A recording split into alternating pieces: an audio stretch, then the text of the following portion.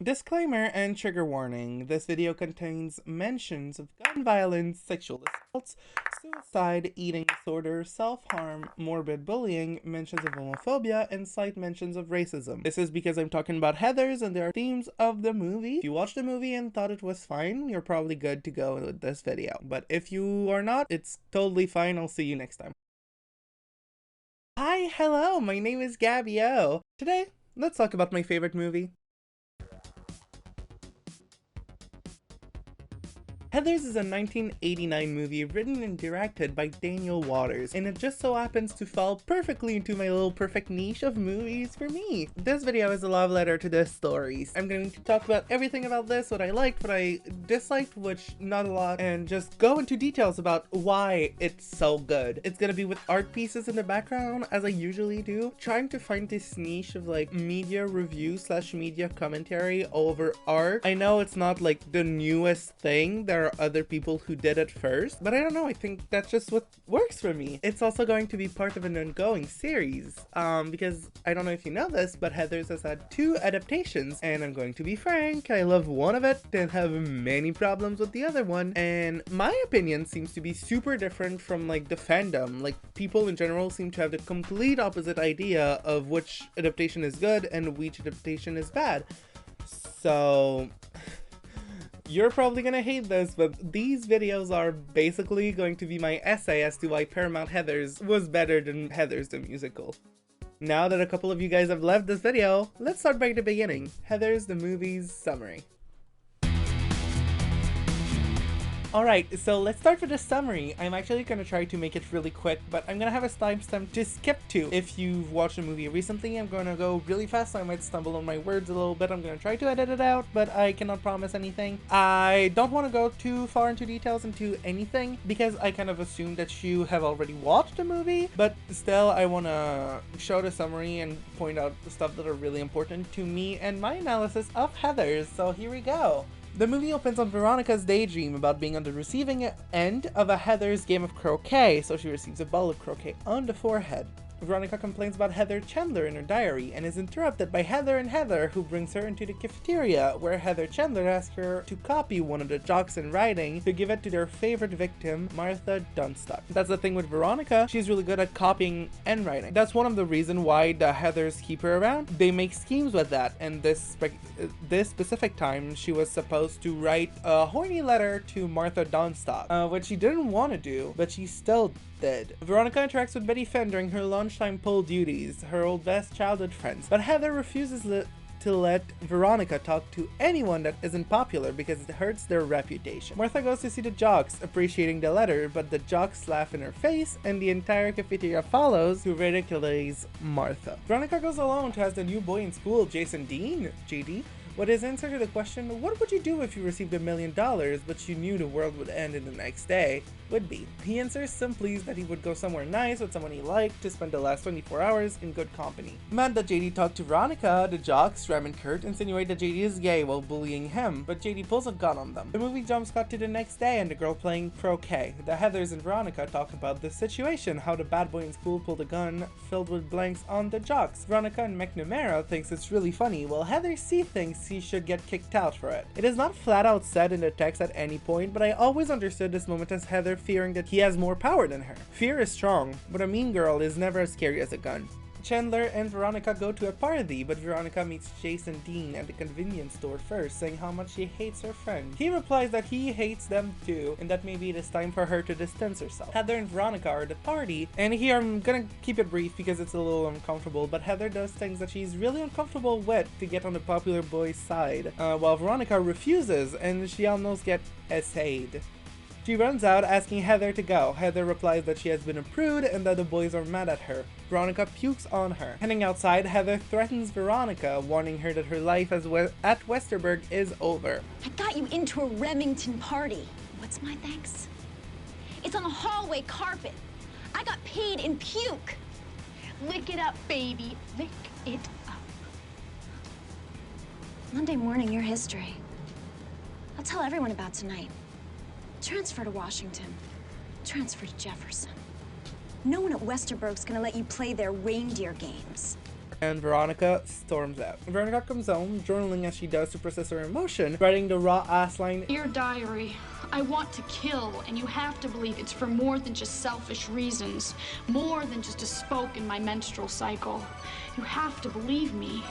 As she throws her diary out of frustration, Jason Dean comes through her window and asks her to play a game of strip croquet. The next morning, Veronica and JD go to Heather's house to prank her. Veronica pours half a glass of OJ and fills the rest with milk, while JD pours liquid drainer in a glass. Veronica tells him that he is not funny and that she doesn't want to kill Heather. They kiss and she takes the wrong glass. In Heather's room, Heather wakes up and laughs at them, but drinks the glass, immediately falling through her glass table and dies. Veronica panics, but JD replies that she is dead and that it can't change that. He proposes that Veronica writes a suicide letter for Heather. While giving her instructions, Veronica half-jokingly asks if he's ever done this before. At school, they have a ceremony about Heather's suicide. We meet JD's dad back at JD's home, a demolitioner who loves explosive and hates his son and quote-unquote accidentally killed his wife some years ago. At the funeral, there is a short montage of kids talking to God on Heather Chandler's side, Veronica asking to be forgotten, and Heather Duke thanking Jesus for taking care of Heather, since she had been praying for her to die for a very long time. Outside the church, McNamara asks Veronica to go on a double date with her and the jocks, which she did but regretted as these jocks are dumb and mean. JD saves her from this horrible date as McNamara... Alright, again, I'm going to be frank here. I always saw this scene as McNamara getting date raped, but not realizing it was that because it was seen as a normal thing to do under Heather Chandler's leadership, which I'm pretty sure was to show how fucked up high school boys were in this type of situation. At school, Veronica learns that the jocks spread a rumor that Veronica held a quote-unquote sword fight in her mouth. Horrified, she calls them, saying that she is in fact interested and she wants to meet them in the forest close to the school to realize their fantasy. JD's plan is to fake their suicide and make it look like a gay double suicide. She asks if they're going to use blanks and JD says no. Veronica tries to leave, but JD pulls her back, asking if she takes German. She doesn't, but tell her that these aren't regular bullets, they are Ich Lüge bullets. Bullets that won't kill. After murdering Ram and Kurt and running away from the cops, Veronica calls herself stupid while pressing a hot cigar lighter against her palm, from which JD lights his cigarette. Ich Lüge means I lied, or I'm lying. I don't speak German, but it's German for I'm lying. She said she didn't want to kill them, to which JD responds that they were terrible and didn't need to survive anyway. At the funeral, Veronica sees how hurt their families are. "Dear diary, my teen angst bullshit has a body count." JD makes a pact with Duke while blackmailing her with a picture of her Martha Dunstock and gives her a Heather Red scrunchie. The pact is that Heather needs to make everybody in school sign this petition that to make a group come sing at the school for prom. Veronica has an argument with her parents about how she hates how adults treat them and how she's tired of being patronized. From which her mom replies that this is how adults interact with each other, and if she hates how she's being treated, it's probably because she's being treated like an adult. Heather then shows up and proudly announces that Martha Dunstock walked in front of a car on the highway, but she survived because she's a loser who tried to copy popular people and failed. Heather Duke gets slapped by Veronica. Heather McNamara called in a help radio show, one that Veronica and Heather Duke are listening to. Veronica is apologetic, saddened by her friends hurting enough to call a radio show. Well, Duke will quote-unquote destroy her tomorrow. The next day at school, Veronica sees that something is wrong with McNamara and follows her to the bathroom, saving her from an attempted pill overdose. JD talked to Veronica's parent, threatening that Veronica might commit suicide, threatening Veronica that she might die. Veronica crawls in bed and she has a dream about Duke's murder from JD, realizing how far he would go to cleanse the world. She also meets Heather Chandler in her dream, which she regrets. My afterlife is so boring. If I have to sing Kumbaya one more time. Veronica wakes up and writes her own suicide note. Crawling through her window, JD acknowledged that he came here to kill her, but he said that Veronica is dead. Suicide was for them, not for you, my love. And then he goes out. Veronica's mom enters the room, and Veronica says, "Oh, hi, Mom," and lets herself fall on her bed. She was not actually hanging. She had contraption to make it look like she's dead, but she was not. Veronica goes to school the next morning, avoiding him, and realizes that there is a pep rally later that day that all the kids would be in the gym over the boiler room. She goes there with a gun, realizing JD's plan. The petition that Duke made everyone sign was actually not a petition, but a manifesto of sorts saying that they would all die because that's the only way that society can heal. It was supposed to be a grand scheme plan. Veronica realizes that it was a boiler room because that's how his dad destroys buildings. And after a back and forth fight, including one of my favorite gunshots in cinematic history where JD loses his middle finger, fuck you! she wins. She goes outside the school to smoke a cigarette as the bomb is defused. JD, still alive but about to die, shows up with the bomb around his chest. He congratulates her on winning. You've got power, alright. Power I didn't think you had.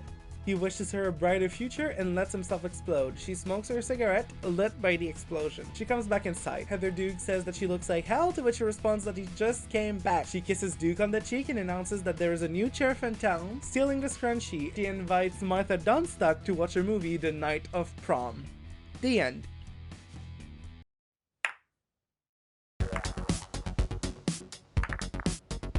Okay, so that was a lot. Let's now move on to the characters to see like what their tropes are and what makes them so interesting as characters. So let's start with the main character, which is Veronica Sawyer. The most important thing to know about Veronica is that the movie doesn't portray her as a particularly good person. Like, don't get me wrong, the movie portrays her as a smart girl who dislikes the actions of bad people around her and even the bad actions that she personally commits, both with the Heathers and with JD, but she still does them and acts like it's never her fault. Think about it. Throughout the movie, at many points, she does horrendous things herself. She chooses to do it and then puts the blame on Heather. Like when she writes the note, she could have said no. Would it have put herself in trouble? Yeah, but it was the right thing to do and she didn't do it. Another example is that after murdering Heather, her first reaction is obviously regret and like, oh my god, this is what is going on. But one of the first thing that she says is how this is going to hurt her chances at university. Let's think about it. She just killed her best friend. Did she hate her? Of course, but it was still her best friend. And her first reaction is she is going to have to go to mediocre universities. Her parents being middle-aged white people, they are completely unaware of the troubles of their daughter, and her dad is known to be a quote-unquote idiot. So her family relationship is also weird because on one side there is her mom that is a little overbearing but trying to do the right thing while being completely out of it, and her father, which is completely out of it for different reasons. On the other hand, Veronica is shown to be a pretty book smart, but not as developed as the Heathers and the rest of the world. She's smarter than McNamara is, but McNamara is a lot better in street smart, if that makes sense. And finally, her character is a pretty niche one. She is the villain for almost the entire movie. She's either aligned with the villains or a literal murderer. I honestly think that just really goes to show how good of an actress Winona Ryder is, and even was when she was like 16, because she really puts a lot of nuance into her portrayal of Veronica, and I think that just makes a very good character. Jason Dean. Contrarily to popular belief, Jason is in fact the antagonist of the movie.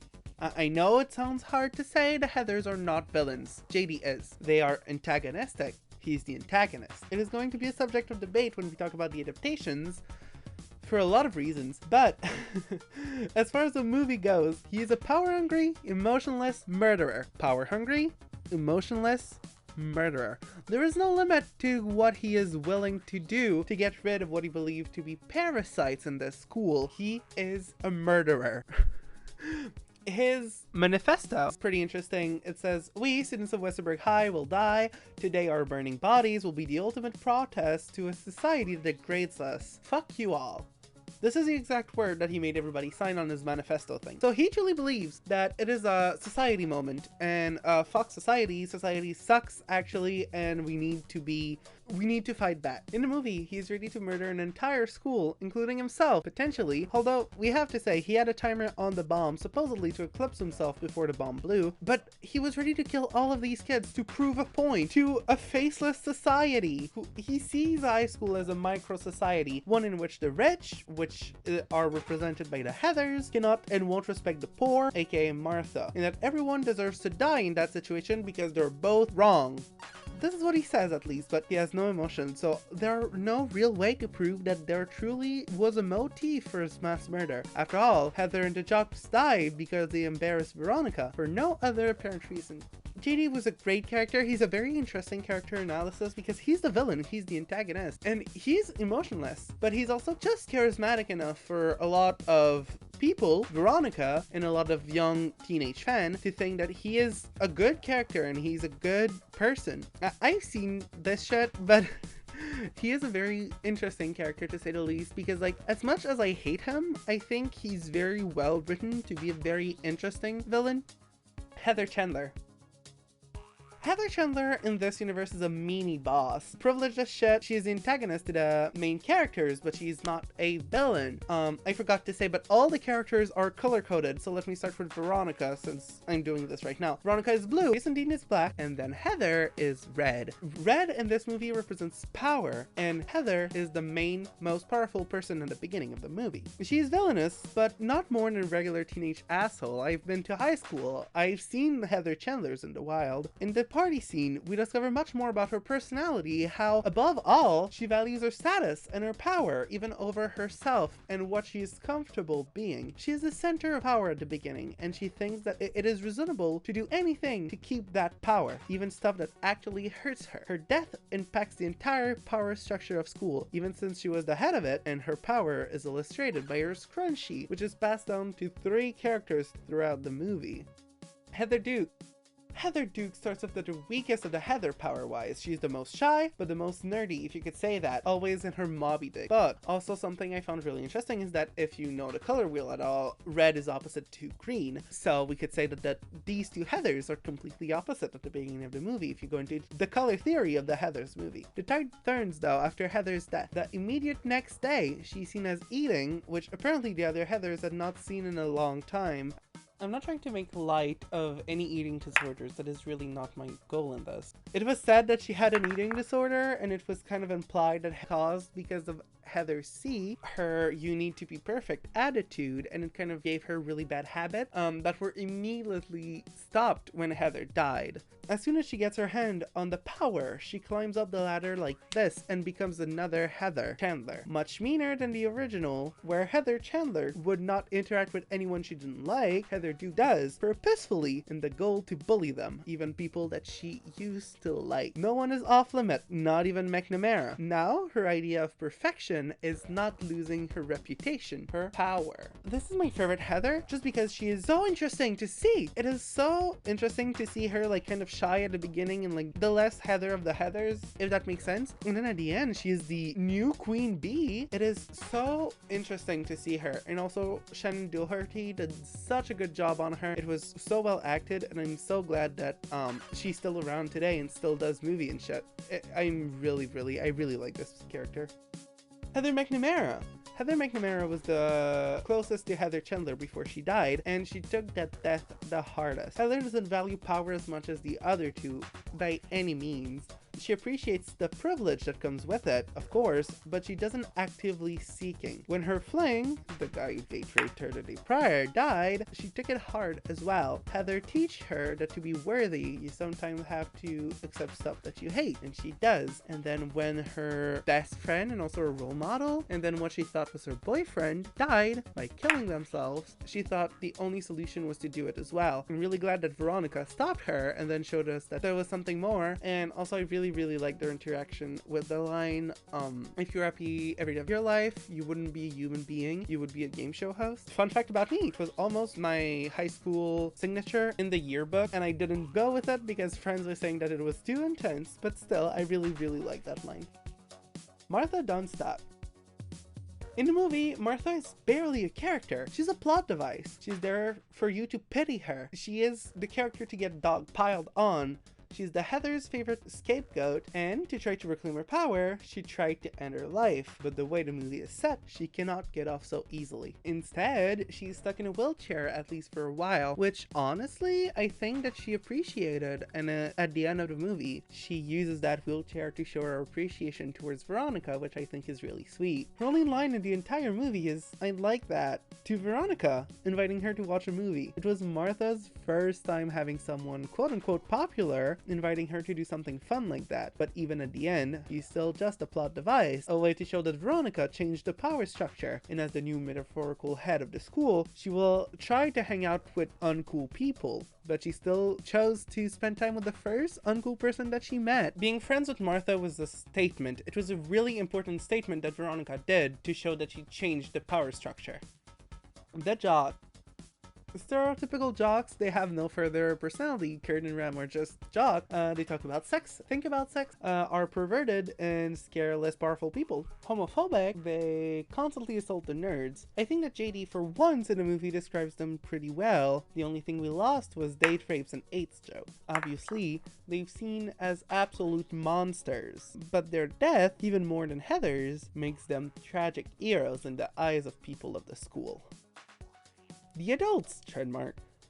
This movie uses one of my favorite tropes ever. Dumbass adults that are absolutely useless to kids who know what they're doing and are actually productive but only need supervision. The adults in this are complete idiots. None of them make sense ever. Except Veronica's mom at one point has some rights, but generally they are really dumb. These adults can do whatever the fuck they want, but they lack the knowledge to do anything important in the life of these kids that they pretend to care so much about. Whereas the kids know what they could do, but literally can't because they're kids. The adults, just like Martha and Heather Chandler, are more obstacles and plot points than actual characters, which I think is really interesting in this.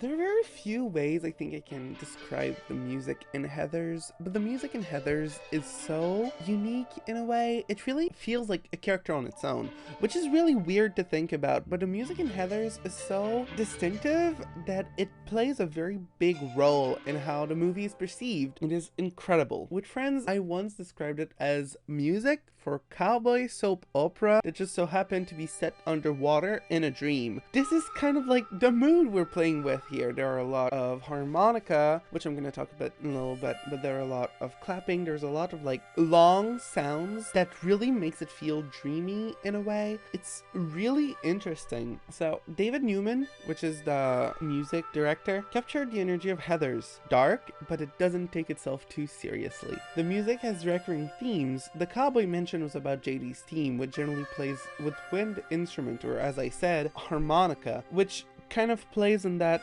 which in a sense plays with that Western aesthetic, which it's not technically a Western. Heathers is not a Western at all, but it plays with Western aesthetics. So like the shootout at the end, for example, is one that comes to mind. And on the opposite, Veronica is generally shown, or like her theme is generally impacted with some percussions in quick repetitive motions, which make them together really interesting but separate as well. Power in this movie is generally shown by finger snapping and mouth sound, like anyway, that's how it is shown, and repeatedly throughout the movie it changes from person to person. It marks everything that the Heathers do at the beginning, but towards the end it shifts and play when Veronica is winning against Jason Dean. Honestly, the music in this movie is dreamy. It is something particularly impactful and acts as another character of sort. It is really cool, and I really hope, I'm not a music expert, but I really hope that anyone who really likes Heathers as well, this is my invitation for you to analyze this music deeper. It's just a lot of fun. I am once again not a music expert, so I didn't want to like overstep boundaries and talk about stuff that I don't really know. But I also tried to play music of the soundtrack right here, like at least one. I hope I was able to. If not, I'm gonna cut this out, obviously. The music is just like a very impactful way, and I really think it sets in the mood for the movie. And I will link the album in the description. It's on Spotify for if you have Spotify. It's background music, there are no lyrics, but it's very interesting soundtrack. Yeah, so let's move on. The direction.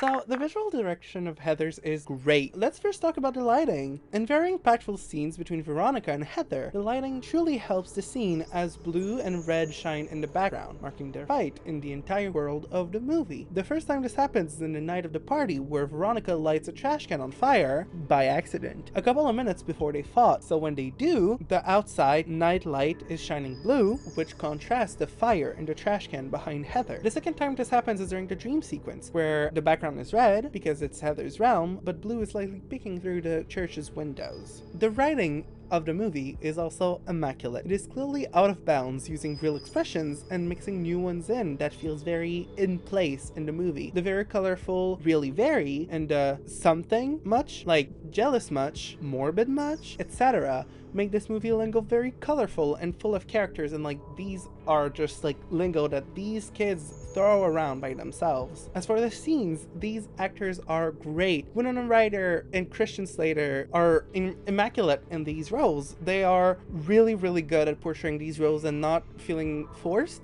Like, it feels like it's really how these characters would act. As for the general camera action, they are not incredible for the time. I guess they are pretty simplistic as camera movements are, but it just fits very well in the world. Something that is very remarkable though about the editing style is the jump cuts. They are really good to prevent over-explanation. For example, the moment between the moment JD pulls a gun and the game of croquet. They explain what happened in the game of croquet, so it explains the situation, but leaves just enough time for us to wonder what happened and why are they playing croquet. So it's really jump cutty, but that lets the viewer get really immersed in the experience, and it never feels boring because of it. The movie is filled with jump cuts all over the place, and it truly helps the pacing. It makes everything look fast, quick, a fast movie where it's almost 2 hours long, but it doesn't feel this way because everything is always on beat and it's always moving. The setting of the school is really, really good as well because it's not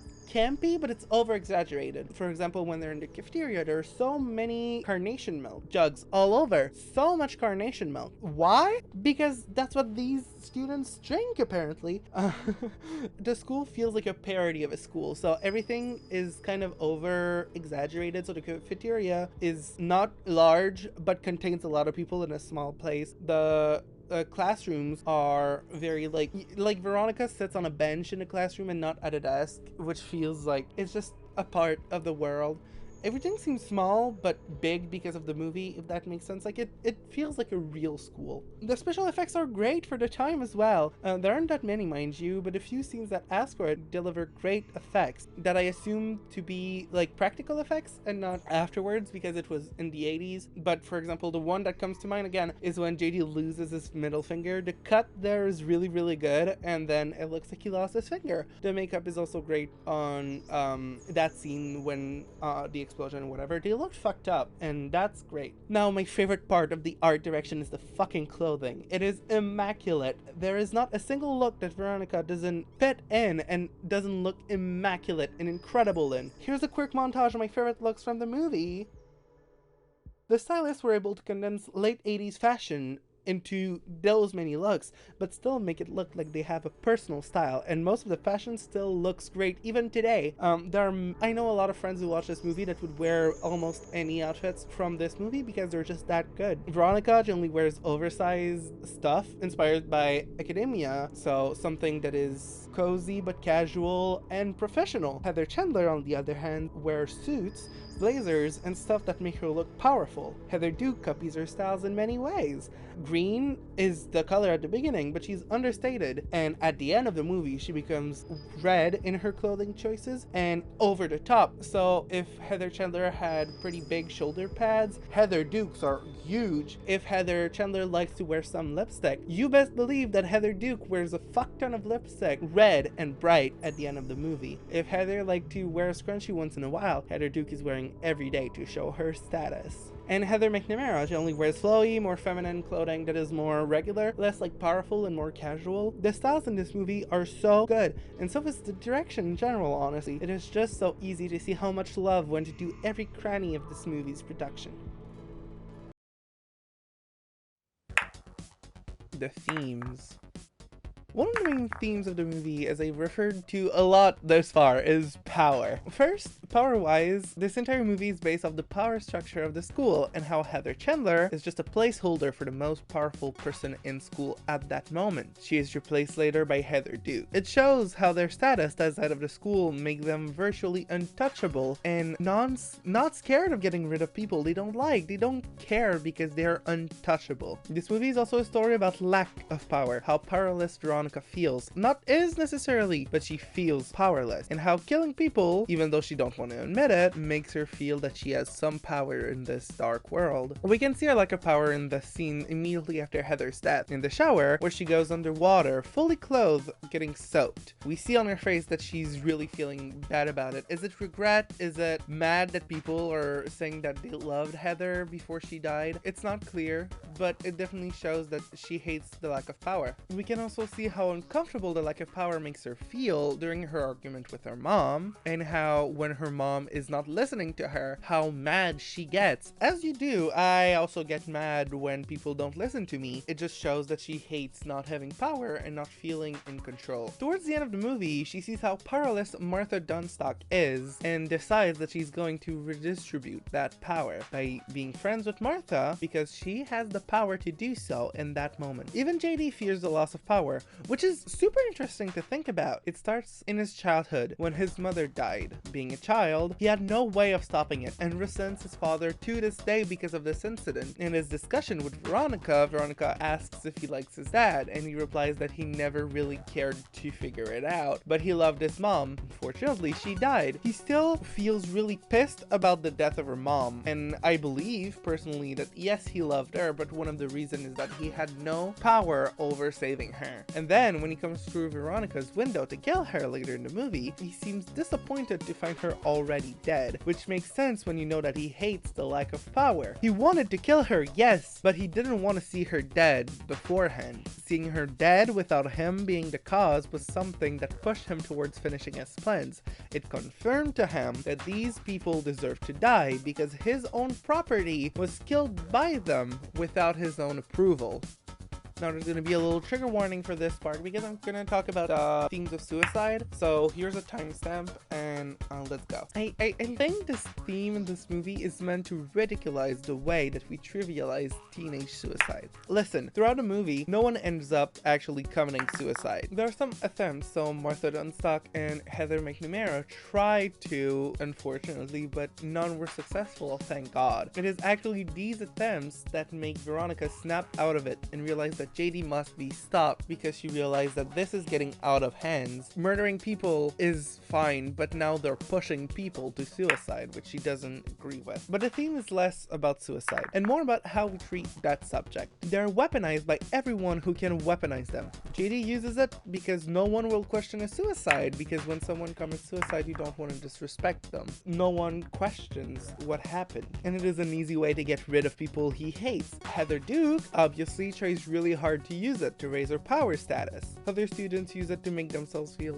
better about themselves. One of them asked for a transcript of the ceremony they held in suicide prevention, not because he wanted to live it again, but because he wanted to add it to his resume. And then the hippie teacher, Miss Fleming, uses it to preach love and inclusivity, and the other teacher are trying to get rid of students for an afternoon. Even the principal says he's bummed out that the Heather who died wasn't a cheerleader, because he could have gotten rid of students for a whole afternoon for a cheerleader, but not for a regular student. On Miss Fleming, after preaching how sad the suicides were, she was actually bummed out that Veronica was not dead, because she did write a good message to read at the other students during the pep rally of the school, so that's such a bummer. See how it trivializes suicide, how the character in the movie trivializes suicides and not treat them as the terrible tragedies that they are, because that's the message. Care about your fucking people. She preaches that suicides are a problem while capitalizing on suicides to make people talk about and think about her. Also, the way she talks about suicide is very strange when you have any background on mental health counseling. Whether or not to kill yourself is one of the biggest decisions a teenager has to make.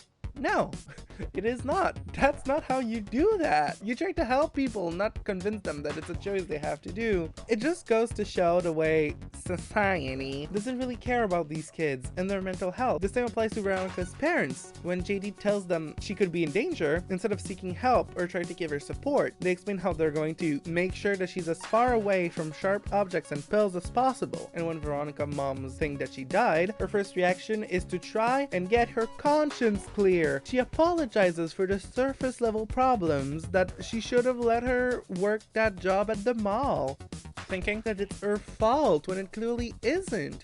Her first reaction is to apologize to Veronica, which she thinks is already dead.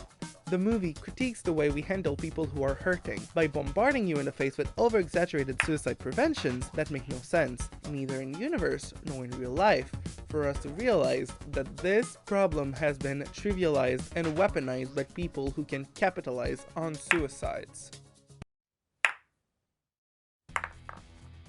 The messaging. One of the most interesting messages of the movie is portrayed through croquet. Early in the movie, the Heathers are playing croquet and Heather Chandler hits Duke's ball. When Duke asks if she's going to take the second hit or take Duke out, Chandler asks who she thinks she is and kick Duke's ball as far as she can. When Duke, with a powerful hit, comes back on the game, Chandler purposefully hits her again in the goal of kicking her out. When I say it that way with croquet rules, it might seem like a bad comparison to the character, but in universe, it is actually a very good way to show how Heather uses her power, which we see a couple of minutes later at the party. When a conflict arises in her life, Heather pushes the person out as many times as necessary, which she would have done with Veronica. Later in the movie, Veronica has a similar awakening playing croquet with Betty Finn. She has the opportunity to kick her friend out, but she says it isn't her style. But Betty Finn responds that it is the best way to win, that if she kicks Betty out, there is no more competition. Veronica kicks her out, but seems to be bittersweet about it, and she is interrupted by the remaining Heathers coming to her backyard.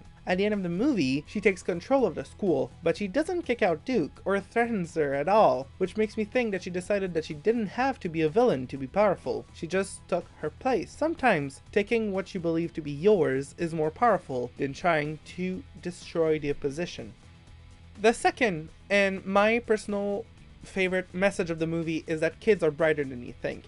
This is the first message I caught from this movie when I watched it. Kids are not only brighter, but they are more human than adults think they are. The shit that kids do is incredibly more extensive than you might think. Kids have thoughts, they have opinion, they do stuff that matter. The phrase, "you are too young to be part of this discussion," only helps the people in power, and it doesn't help ease the life of people who would need it. It only helps adults that don't want to deal with kids. All of the events of the movie, all the actions of the kids, good and bad, were easy to discern, and the teachers and parents should have been aware of what was going on, but they were not. I don't know how universal this is, but having had a lot of conversations with adults when I was a teenager, adults tend to think that they know exactly what is going on with their kids, and that they are fully aware of what they're doing and shit, and the unfortunate truth is that it is completely wrong. It is so wrong. Parents tend to know what kids do or are going through only if the kids in question want them to know. Generally, this is a non-problem. If you have a healthy and good relationship with your parents, you tend to share your life. But I knew some people who would tell a very curated version of their lives to adults, the part that showed vulnerability without inciting worry, because, believe it or not, kids are intelligent enough to know what will pass without issue and what won't, and this is something that is shared in this movie. You don't think they know better, they act like they know better, but the truth is that their quote-unquote better is only true in their very limited perception of the whole truth. This movie calls adults out, be wary of your kids, and trust them, show them that you trust them enough so that they can trust you in return. This is something that happens with Veronica's mom. The moment Veronica shares how uncomfortable people have been acting and reacting towards the suicides, her mom immediately go into an offensive stance. I know better, which completely closes Veronica off to having a good conversation, because her mom doesn't show her that she trusts her opinion enough to listen to her, and it seems to be a recurring problem since all of their conversations during the movie are surface level. If there's one thing you should take away from this movie, if you're an adult, is to trust your fucking kids. Trust your kids' decision. Trust your kids' capabilities so they can trust you in return. It is so important to have a trust system with your kids.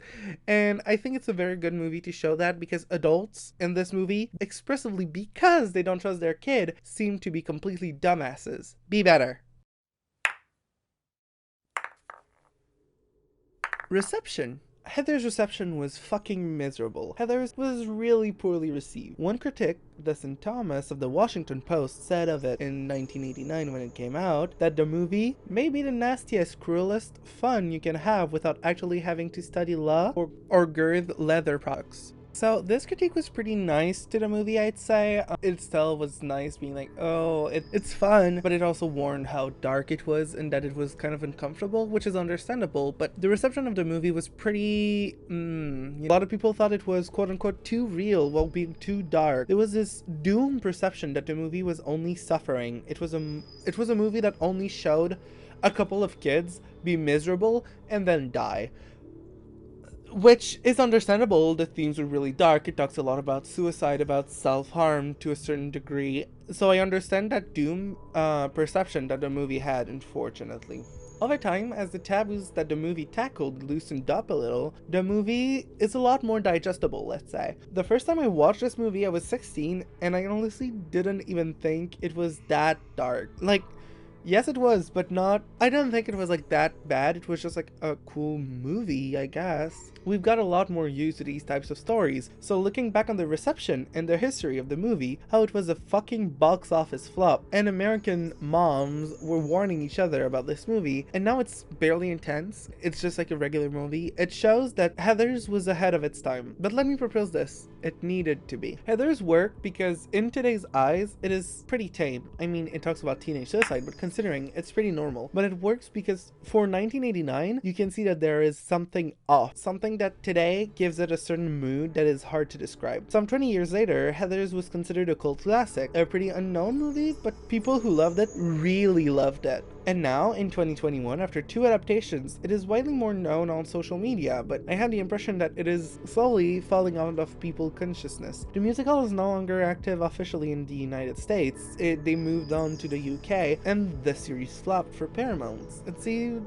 that people are less interested in that story, and that's okay, but it just shows that, like, the reception of the movie when it initially came out was really, really bad, and it's over time that it became a cult classic, and then what was reignited on Tumblr mainly because of the musical in the early 2010s. So yeah, the reception of the movie was really, really bad for the time. Although some critiques, I couldn't find if it was at the moment or today, but from my research, there are a lot of critiques who are a lot more open to the idea of Heathers, who give regular scores like 70 to 80% even, which is pretty good for a movie. And again, I don't know if it's retroactively that they put that score of it was really at the time. I've read a lot about the reception and I've heard that it was poorly received, but apparently some of the critiques really, really like it, so it was definitely a big contention point. Overall appreciation and conclusion. Heathers is my favorite movie of all time. This whole video was completely biased. I'm completely biased, but this movie is incredible. The acting is great. I really enjoyed the mood, both in the music and in the acting and in the visual. Funny story about me, I once went on a trip. It was like something like a 17-hour bus ride, and for 12 hours of those I was trying to sleep, and I played Heathers on loop for those 12 hours. I was trying to sleep, and it was a good background noise. I repeatedly woke up at the same part of the story, the moment where Veronica is dreaming about Heather, and I don't know what that says about me. But Heathers is the kind of movie that I could watch any day. Any fucking day you tell me, hey, do you want to watch Heathers? Yes, I'm down, I want to watch it. Let me just go make some popcorn. It is so interesting, cool, it has a very specific setting, and it's just comfort movie for me. Like many people my age, I discovered this movie through the musical, which again, I have pretty mixed feelings about, and I'm gonna talk about it in the next Heathers recap. But as soon as I heard the soundtrack, I found the movie and I watched it and I was blown away. I recall vividly asking my friend that introduced me to the musical if they'd seen the movie, and they replied that they didn't even know there was one. And then we watched it together, realized it was great. Again, I already watched it, but I was like, this is so fucking good. And then we realized that most of the fans of Heathers never saw or didn't know that there was a movie, which is a fucking shame because, and again, I'm very biased, but the movie's so much better than the musical. And it's just so sad because the movie is so incredible. I know this movie by heart. The lingo of this movie is delect a fucking bull. It's so good. I constantly refer to it with my friends. I either say fuck me gently with a chainsaw or such a pillowcase. They are the two quotes I use the most often because they're iconic. We also often say like something much because morbid much is funny. It's just like, wow. Late much? Dumb, but it's fun. And Heathers is one of the rare movies I'm willing to give it 10 out of 10. It's not a perfect movie by any means. There are some yikes moments, and maybe you were turned off by stuff that I said in this video, and it's okay. You have to think about it from a time's perspective, but it's still bad. The F slur that are used and the slur against Inuit are really bad. I feel like it is not my place to like say, oh, it's fine. It is not. It makes me uncomfortable every time I watch it. But I think that the movie's portraying the people who say the slur as the bad people more than the slur themselves, so it could have been handled with much grace, and I understand if you're completely turned off by it, and that's fine, but I still like it even though there are flaws. Heathers is a movie you need to consume with an open mind, but for different reasons than a lot of stuff that you need to watch for an open mind.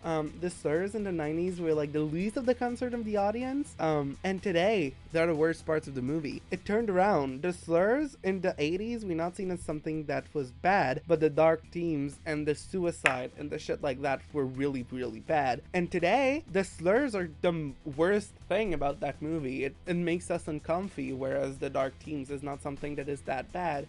If you watch the entire video without watching Heathers, I'm begging you to try it out. It is so good. It is such a fun time. It is just shy of 2 hours. Just pop some popcorn and have fun watching it and get into the mood. It is so good, and when a writer does such a good job at 16 as well, it's incredible. Like, she just came out of Beetlejuice. Incredible, immaculate. So now that I've said all my stuff that I liked that I didn't like anyway, let's move on to the montage.